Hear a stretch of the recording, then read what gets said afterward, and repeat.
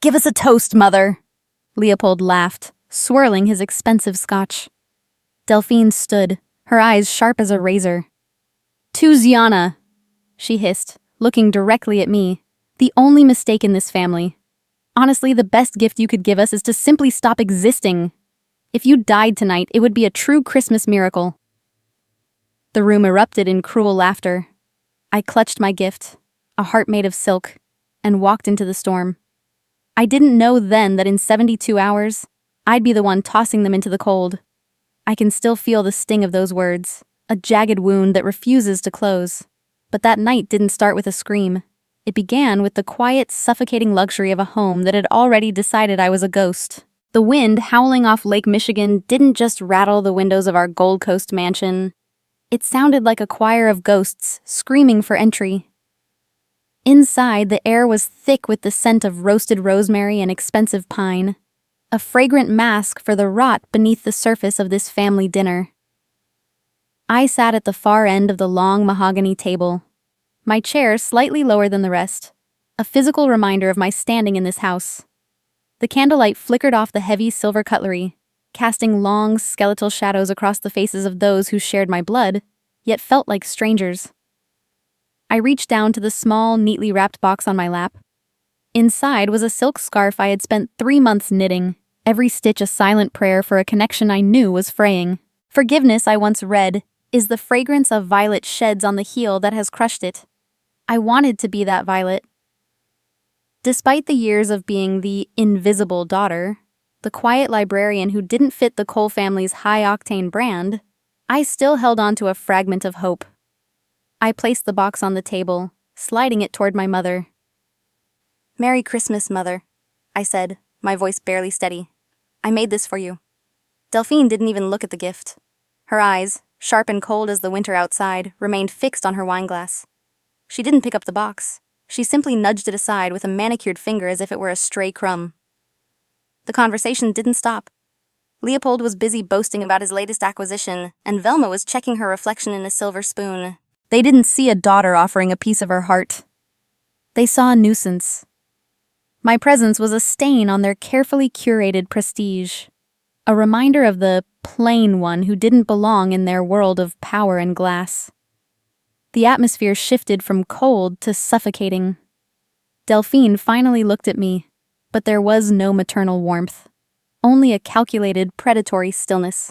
She raised her crystal flute, the amber liquid swirling like a whirlpool. The room went silent. Even Leopold stopped mid-sentence. We all knew that when Delphine Cole called for a toast, a verdict was about to be delivered. "To the future of the Cole legacy," she began, her voice smooth and terrifyingly calm. She turned her gaze directly to me. "And to the greatest gift we could receive this year. Ziana, dear, the best thing you could give this family would be your complete disappearance.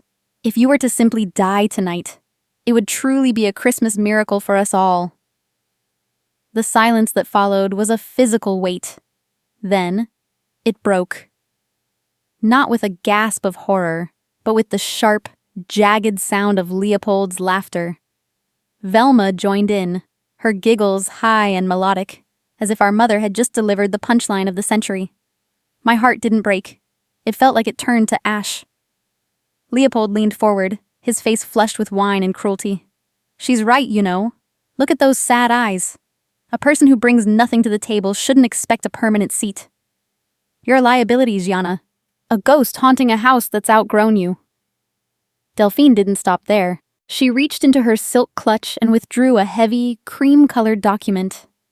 She slid it across the table, the paper whispering against the wood until it rested on top of my discarded gift. It was a voluntary renunciation of inheritance. "Sign it," she commanded. "We've already prepared the narrative. Your mental instability has become too much to manage. This is for your own protection, and for the protection of the family name." I looked down at the paper. The legal jargon blurred before my eyes, but the intent was crystal clear. They weren't just asking for my share of the estate, they were asking for my existence. I felt a surge of something I hadn't felt in years. Not fear, but a cold, crystalline clarity.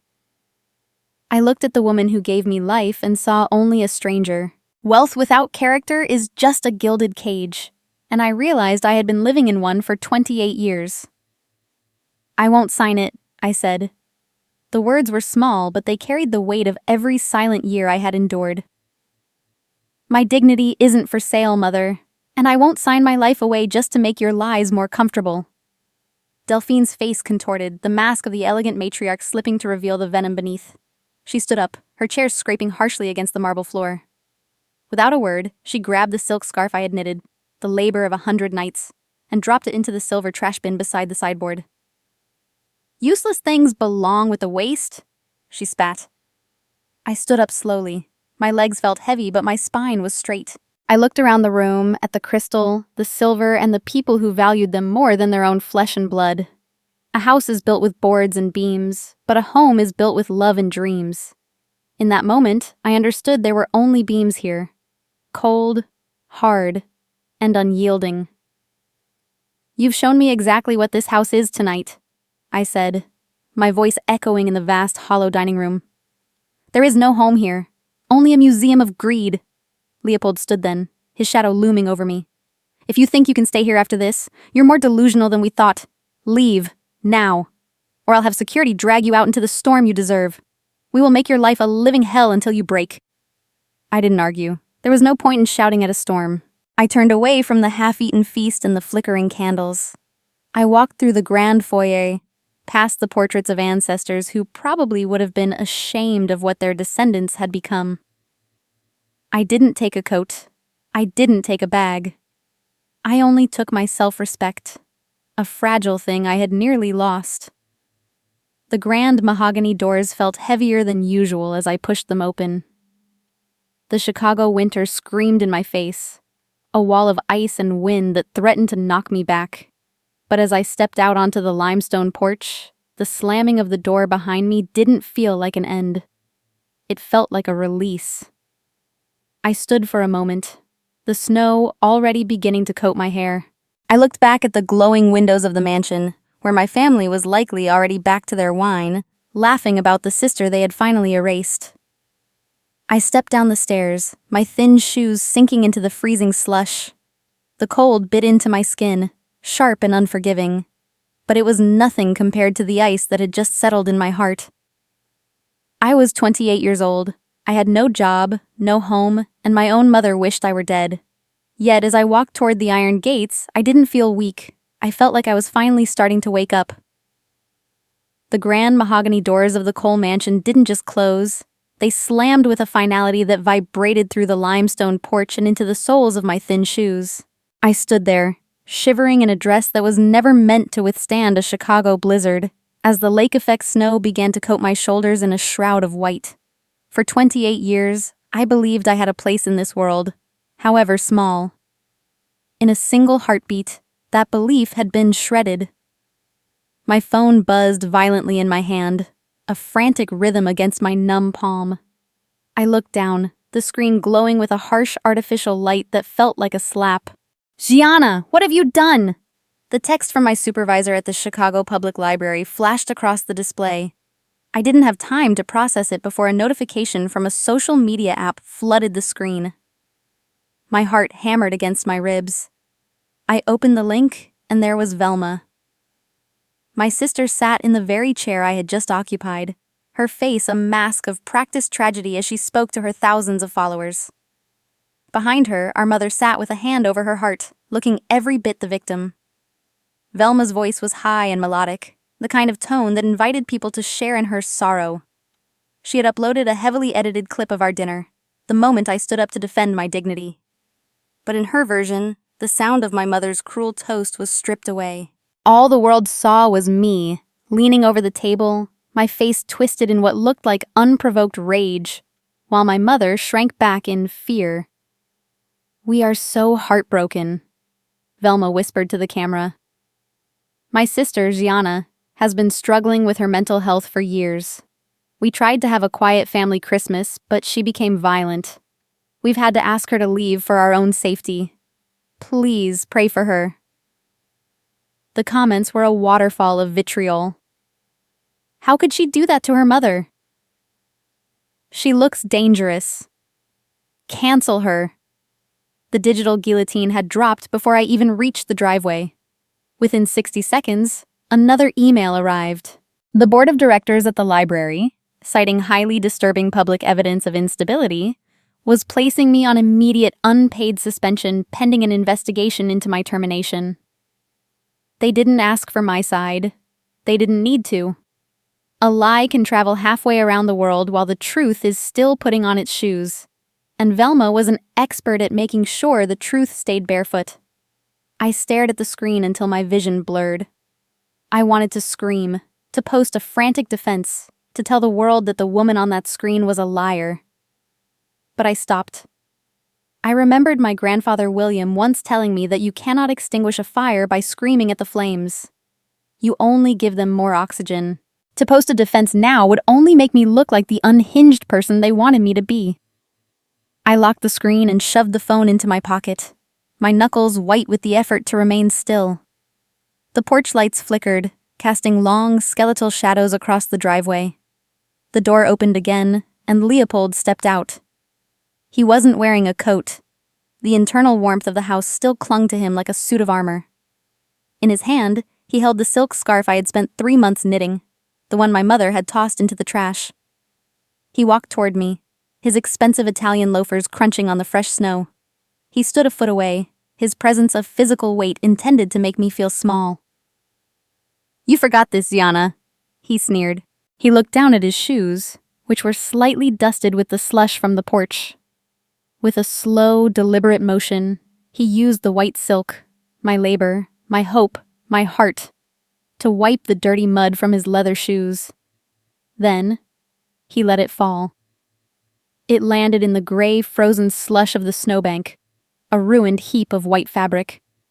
"Now it matches your reputation." I looked at the scarf in the mud, then back at my brother. I didn't let the tears fall. If I cried, he won. If I begged, he won.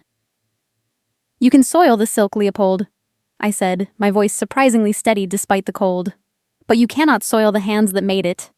I am leaving this house, but I am taking my peace with me. That is something you will never be able to wipe off your shoes." His eyes narrowed, the fun of the moment replaced by a flicker of annoyance that I hadn't broken. He checked his watch. "You have 60 seconds to be off this property. If you're still here, I'll call the police. We have Velma's video and a dozen witnesses inside who will testify that you're trespassing and having a psychotic break. You'll spend Christmas morning in a county holding cell." He turned on his heel and walked back inside, the heavy door clicking shut with a sound like a gunshot. I was alone. No home, no job, and now, no reputation. I turned my back on the mansion and began the long walk down the driveway. Every step was an agony. The wind whipped through my thin dress and my feet felt like blocks of ice. I thought about the irony of it all. I spent my life surrounded by books, by stories of justice and heroes.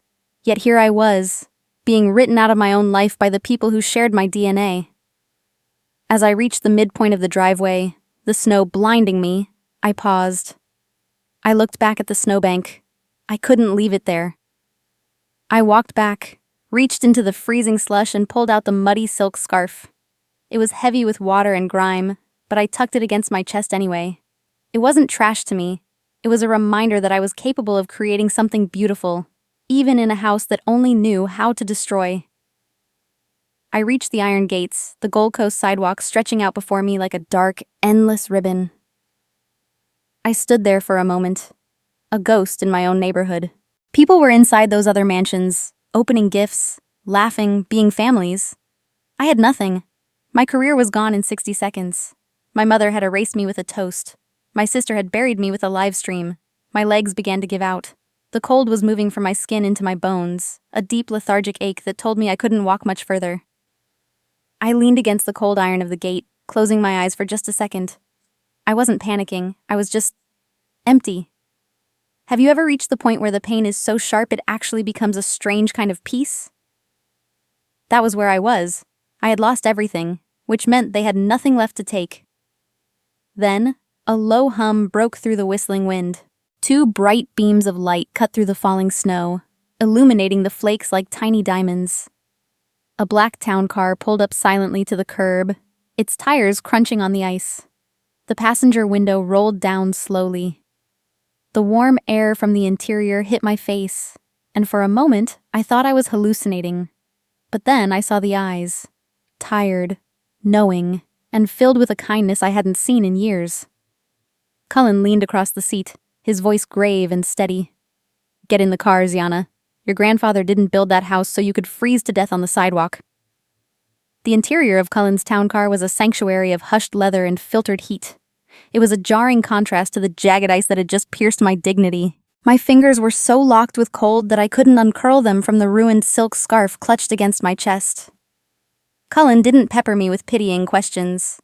He simply reached into the back seat, produced a thermos, and poured a cup of steaming tea.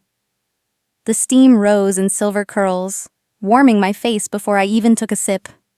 "Drink," he said, his voice a low, rhythmic growl that felt like a solid ground beneath my feet. "The world hasn't ended, Ziana. It's just being rearranged." I sat in the passenger seat, my breath hitching as the feeling began to return to my toes. I took a damp cloth from the glove box and began to gently, meticulously wipe the Chicago slush from the silk scarf Leopold had used as a rag. Each stroke was a meditation. I thought about how character, like fine porcelain, is often hardened by the very fire meant to destroy it. I refused to throw this scarf away. To discard it would be to accept Leopold's definition of my worth. I would restore it, stitch by stitch, just as I would have to restore my own life.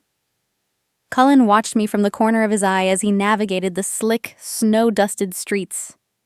"The most powerful weapon against a world that is cruel," he remarked, "is a heart that remains kind. Most people would be plotting fire and brimstone right now. You're cleaning your work. Your grandfather would have been proud of that." The mention of my grandfather William brought a lump to my throat that the tea couldn't wash away. He wasn't like the rest of the Coles. He didn't view people as ledger entries or obstacles to be cleared. He valued integrity over inheritance, a concept that seemed to have died with him, or so I believed. Cullen turned onto a quieter street, away from the blinding lights of the Gold Coast. He began to speak of the man who had built the empire, describing him not as a billionaire, but as a guardian who knew exactly what kind of wolves he was raising. "William knew your mother's heart long before she did," Cullen said as we pulled up to a modest, ivy-covered brick building that housed his private legal study. "He knew that one day, greed would outweigh blood. He made sure you wouldn't be left defenseless when that day arrived." We stepped into his study, a room that smelled of old parchment, pipe tobacco, and the heavy weight of secrets. It was a room where the truth lived, unpainted and raw. Cullen walked to a heavy mahogany desk, his movements deliberate. He unlocked a hidden drawer and withdrew a sealed, wax-stamped envelope. The deep red wax bore the imprint of my grandfather's signet ring.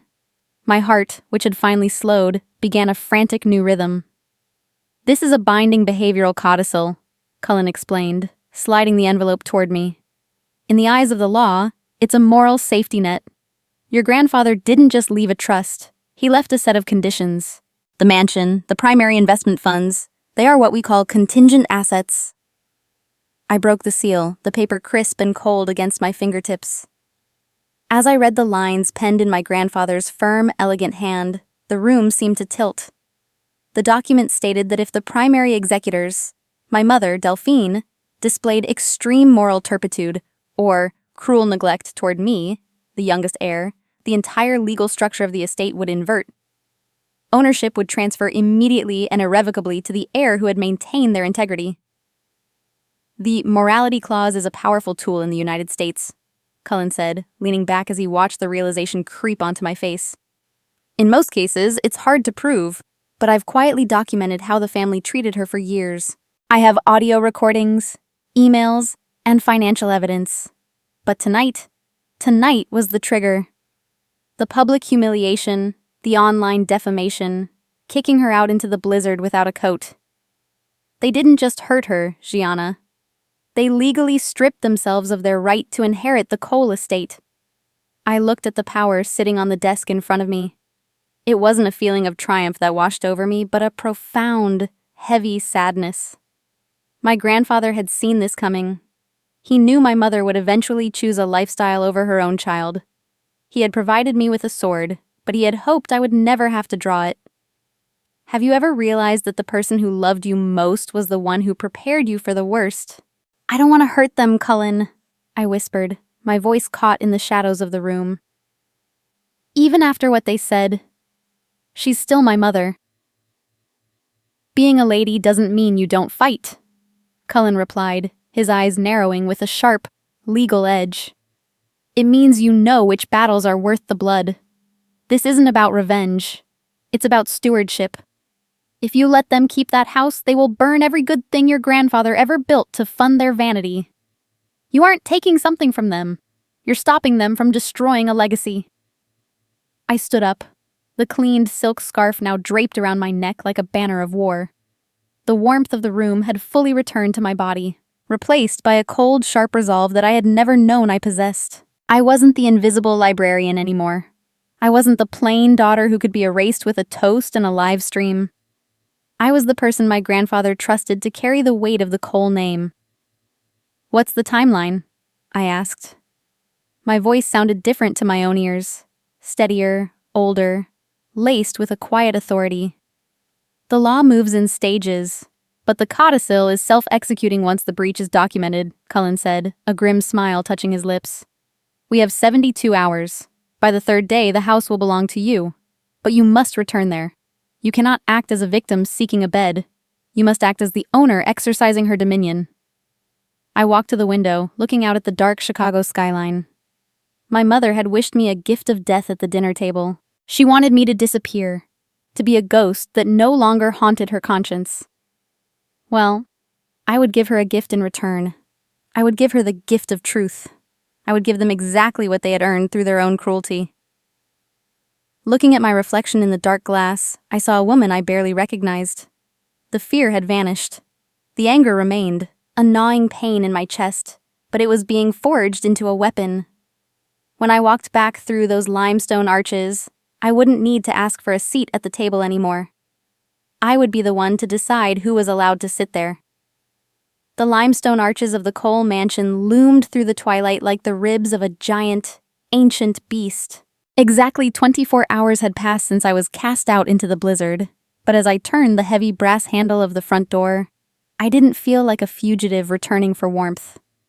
I felt like a sovereign returning to a territory that had been desecrated in my absence. The air inside was warm, smelling of expensive scotch and the lingering scent of Delphine's perfume, but the atmosphere was brittle, ready to shatter at the slightest touch.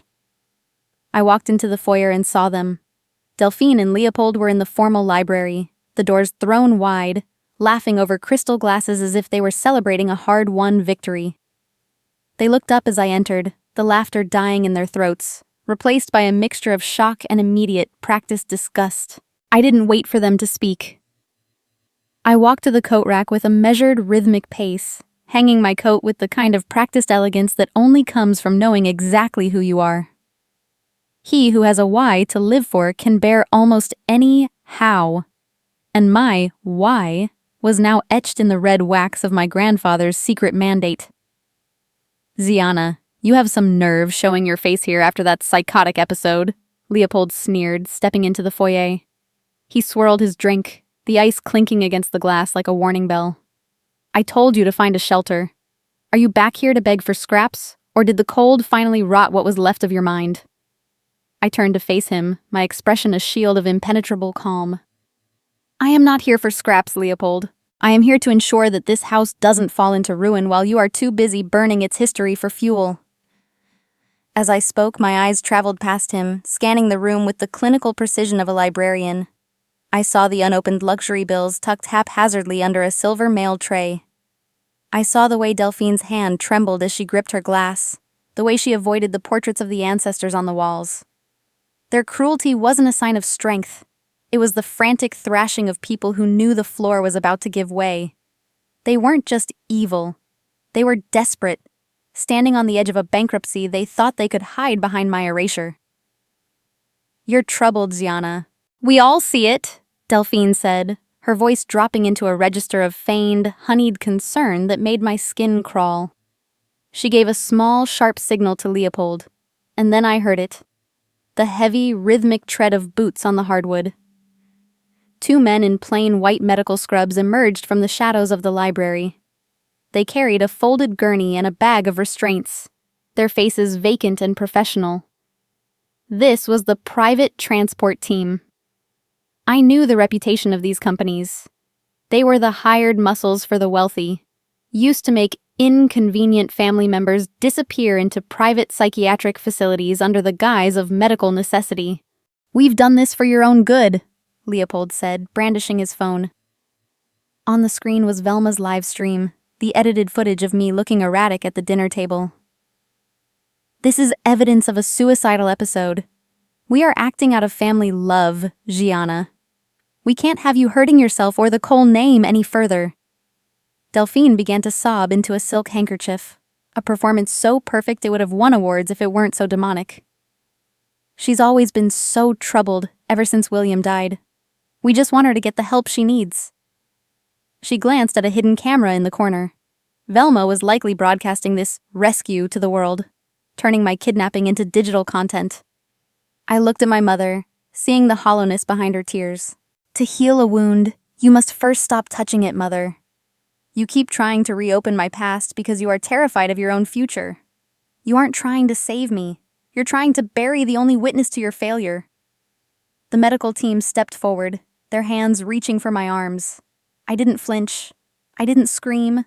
I simply pulled my phone from my pocket and held it up like a holy relic. "If any of you lay a finger on me," I said, my voice cutting through the room like a shard of ice, "you will be in violation of the Illinois Mental Health and Developmental Disabilities Code. Under Section 3, 601, you have no court-ordered petition, no psychiatrist's signature, and zero proof of immediate physical danger." In 30 seconds, my attorney, Cullen, who is currently monitoring my GPS and heart rate, will alert the Chicago PD to a felony kidnapping in progress. The men froze. They looked at Leopold, then at the phone in my hand. They were mercenaries, and mercenaries don't like legal battles they can't win. "The Cole name is currently a ticking time bomb," I continued, staring directly at Delphine. "If you try to lock me away tonight, the PR disaster will ensure that every creditor you're hiding from descends on this house by morning. Is that the help you were looking for?" The silence that followed was heavy with the scent of their fear. The medical team retreated toward the door, realizing that the troubled girl they were hired to bag was actually the most dangerous person in the room. Leopold's face turned a mottled, furious red, his hands shaking so hard his scotch spilled onto the marble floor. I stepped closer to Delphine, leaning in until I could see the genuine murderous terror in her eyes. "You have exactly 72 hours to prove your worthiness to this name, Mother. If you spend that time trying to silence me, you will have nothing left to defend when the sun rises on the third day. The clock didn't start when I walked in. It started when you threw me out." I didn't look back as I reached the landing. I could hear Delphine's frantic, whispered curses echoing in the foyer below. They were already planning their next move, scrambling to find a way to bury the truth before the truth buried them. But as I reached the door to my room, I felt a strange sense of peace. I wasn't just a guest in this house anymore. I was the storm that was about to clear the air. The silence of the mansion on the evening of December 26th was unlike the storm-driven chaos of Christmas Eve.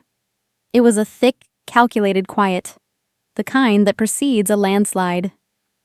I sat in my room staring at the frost patterns on the glass when a soft, rhythmic knock disturbed the shadows.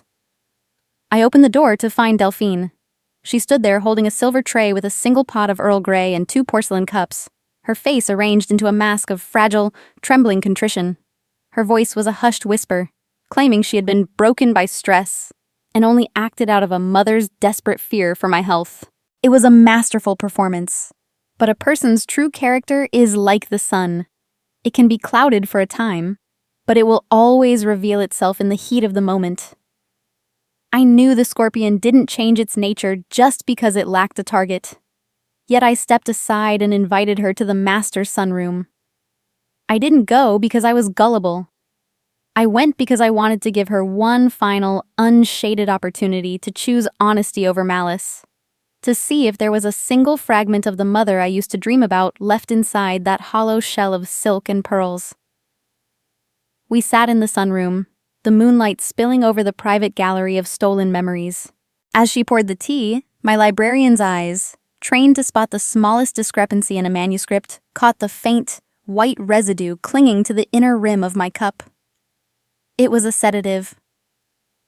Most people would have panicked, but I felt a strange, detached pity. She was so terrified of the truth I carried that she was willing to drug her own daughter to facilitate a second kidnapping. It was the ultimate betrayal, served in fine bone china. "Drink, Sienna," she urged, her eyes wide and pleading. "Let's just put all this unpleasantness to sleep. For the family." "You're right, Mother," I replied, my voice as smooth as the tea. "We should put the lies to sleep." At that exact moment, I looked toward the darkened garden and let out a small, sharp gasp. "Did you see that? Someone is at the conservatory door." As Delphine spun around, her heart likely leaping with the hope that Leopold's hired muscle had arrived early, I performed a silent, practiced switch of our cups. It was a move my grandfather had taught me during our long chess matches, the art of the distraction. By the time she turned back, claiming she saw nothing, I was already lifting my cup to my lips, though I didn't let a single drop pass them. Delphine, believing her trap had snapped shut, drank deeply from her own cup. I watched the predatory satisfaction in her eyes slowly dissolve into a glazed, heavy-lidded confusion. The hunter had become the prey of her own venom. I sat back, the untouched tea cooling in my hand, and watched the woman who had tried to erase me begin to crumble under the weight of her own choices. "Mother," I said softly, the words hanging in the still air. "You were so busy trying to put me to sleep that you forgot you are the one who has been dreaming of a life you never earned. You thought a pill could bury a mandate written in blood." The sunroom doors burst open. Leopold entered, flanked by the same private medical team from the night before. They looked ready for a struggle, expecting to find an erratic, drugged woman. Instead, they found me standing tall and clear-eyed, while Delphine slumped against the wicker chair, her filter completely gone. As the sedative took hold, she didn't fall asleep immediately. Instead, she began to vent. The truth spilled out of her like a ruptured sewer. Her raw hatred for my suffocating goodness, her admitting to selling the family jewels to cover Leopold's debts, and her frantic plans to destroy the grandfather's real will. I didn't say a word. I simply held up my phone. It had been recording from the moment she entered my room. I turned the screen toward the medical team and my brother, whose face had gone from triumphant to a sickly, pale green. The recording captured every slurred confession, every admission of the poisoning attempt, and the cold, calculated motive behind her cruelty. "The truth doesn't need to shout to be heard, Leopold," I said, my voice resonating with a power that made the orderlies take a step back. "It only needs someone brave enough to stop whispering the lies. You wanted witnesses for my madness, but all you've done is provide an audience for her crimes." The medical team, realizing they were now part of a criminal conspiracy rather than a psychiatric intervention, backed away. They looked at the recording, then at the unconscious woman who had just confessed to a felony in their presence. They weren't mercenaries anymore. They were terrified men looking for an exit.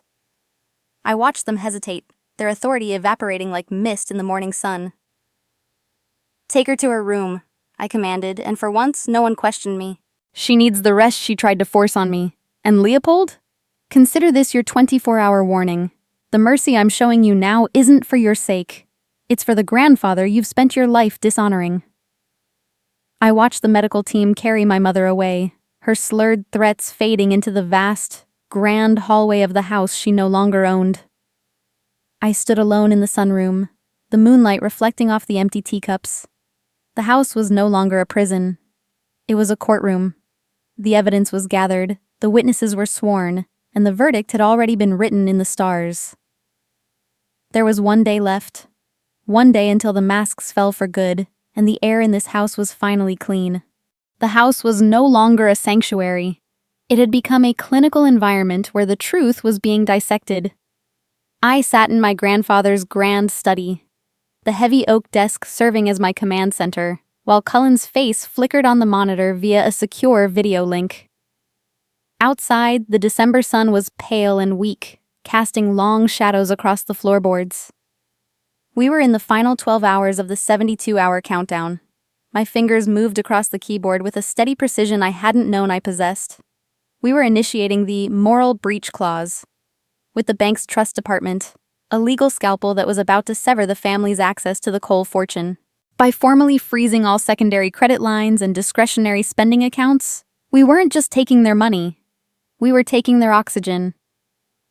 Wealth is the slave of a wise man and the master of a fool. And for decades, Delphine and Leopold had been willing slaves to a lifestyle they never truly owned. As the digital locks clicked into place across the family's financial portfolio, I felt a strange, hollow resonance. I wasn't doing this to watch them starve. I was doing it because the legacy of William Cole was never meant to be a bottomless well for vanity and vice. It was meant to be a responsibility. The moment of impact was visceral. I heard the distant screeching arrival of Leopold's car in the driveway, followed by the thunderous slamming of the front door. He had likely been at a dealership, trying to finalize some flamboyant victory purchase, only to have his Centurion card rejected like a piece of common plastic. Seconds later, the smart home system chirped, a soft, melodic sound that signaled the revocation of his administrative access. He was now a guest in a house that no longer recognized his authority. He reached the study door, pounding against the thick wood with a primal, desperate fury. "Ziana, open this door! I know you're in there with that old drunk Cullen. You have no right to touch those accounts." His voice was ragged, the sound of a man watching his world dissolve. I didn't move.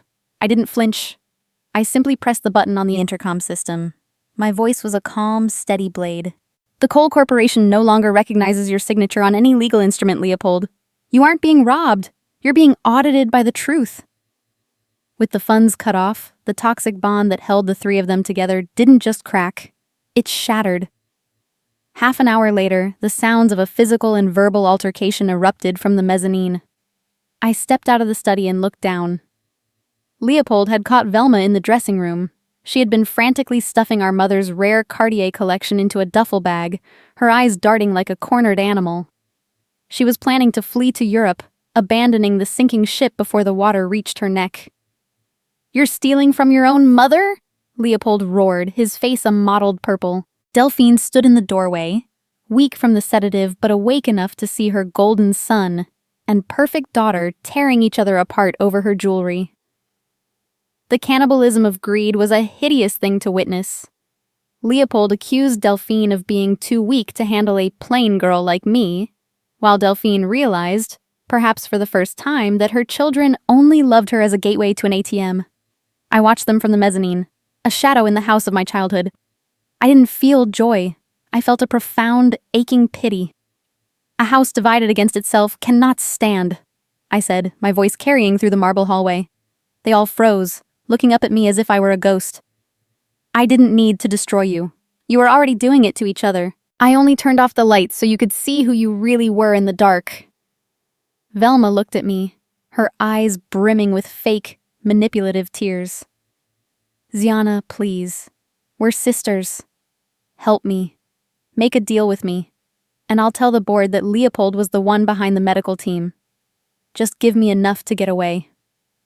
I looked at her, seeing the same hollowness that had defined our mother. Compassion without justice is just complicity, and I was finished being an accomplice to their destruction.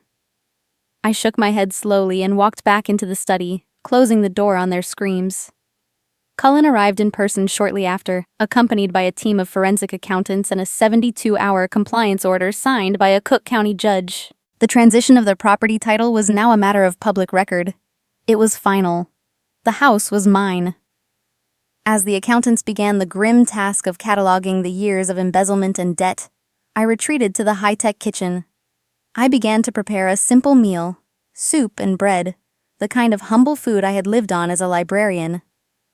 I offered to share it with them one last time. I knocked on their doors, offering a moment of grace before the end. They refused. They retreated into their rooms, hiding like children from a storm they had conjured themselves. I sat at the small kitchen island, the silence of the house finally returning. I opened a small junk drawer and found a Polaroid of my grandfather, yellowed at the edges. He was smiling. "I'm not doing this for the money, Grandpa," I whispered into the quiet room. "I'm doing it so your name stands for something good again." As the clock neared midnight, marking the official end of the 72 hours, the atmosphere in the mansion shifted. The air felt lighter, as if the lies were finally being filtered out by the sheer weight of the law. I heard the heavy, hollow thud of a suitcase hitting the marble floor in the foyer, then the distinct, electronic chime of the front door's security system. It was arming itself under the new master protocol, a digital seal that meant the old reign was over. I stood alone in the dark kitchen, watching the moonlight hit the floor, knowing that the sunlight of the third day would change everything forever. The final morning arrived with a stillness that felt almost sacred. As the grandfather clock in the foyer struck 9, the low, rhythmic chime echoed through the hollow mansion, marking the exact second 72 hours had passed since that devastating Christmas Eve dinner. I stood by the frosted window, watching the morning mist cling to the iron gates. Two silhouettes appeared through the haze, black and white vehicles bearing the crest of the Cook County Sheriff's Office. Their flashing lights were silent, a respectful nod to the gravity of the legal mandate they were here to execute. Leopold and Velma emerged from their rooms like ghosts, their faces disheveled and their eyes hollowed by a lack of sleep. They had spent the night making frantic calls to high-priced defense attorneys, desperate for a loophole or a stay of execution, but they had found nothing.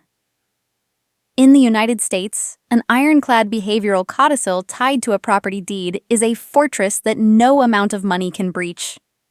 The transition of ownership had already been recorded in the municipal database. The law wasn't coming to debate, it was coming to finalize. I watched them from the mezzanine, my hands resting lightly on the cold marble railing.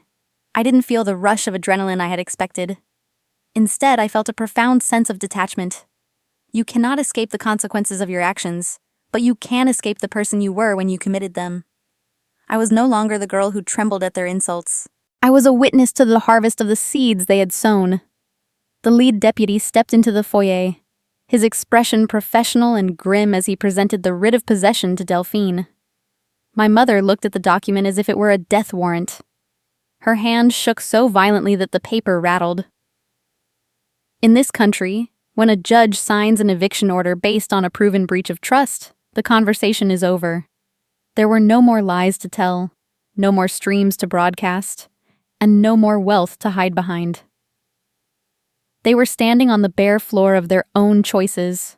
The process of the physical removal was slow and cinematic. Delphine was escorted toward the grand staircase, her head held high in a final, desperate attempt to preserve her pride. As she reached the bottom, she stopped in front of me. Her face was a mask of ruined elegance, her voice a sharp, jagged whisper. "You are unnatural, Gianna," she hissed, the venom still dripping from her tongue. "To do this to your own mother. You've always been a cold, ungrateful child." I didn't answer with anger. I reached into my bag and pulled out the silk scarf. It was the same one Leopold had dragged through the mud, the same one she had tossed into the trash. I had spent hours washing away the grime, restoring the fibers until it was white and soft once more, though it still held the faint memory of the ordeal. I stepped forward and gently draped the scarf over her shoulders. "You told me the best gift would be if I died, Mother," I said, my voice steady and filled with a quiet, heartbreaking grace.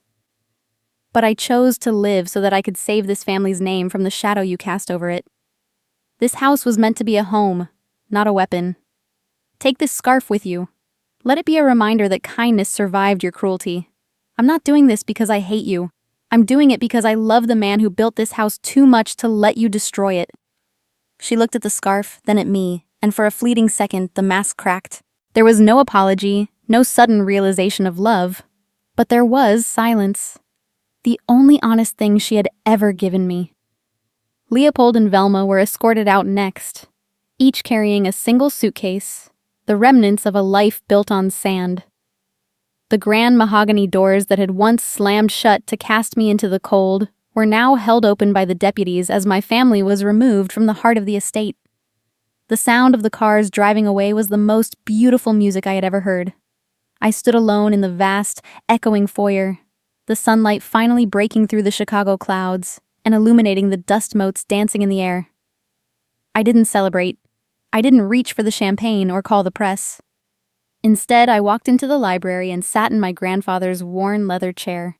I closed my eyes and breathed in the first moment of true, unburdened silence I had known in 28 years. Cullen entered a few minutes later, his footsteps soft on the hardwood. He stood by the desk, a quiet smile of respect on his face. "It's over, Gianna. The board of directors has been purged. The library called. They've seen the full, unedited recordings and want you back. But somehow, I don't think you'll be spending your days in the stacks anymore." I gazed out at the sunset over Lake Michigan, the orange light reflecting on the water like a streak of fire. Closing doesn't come from an apology. It comes from the moment you no longer need an apology.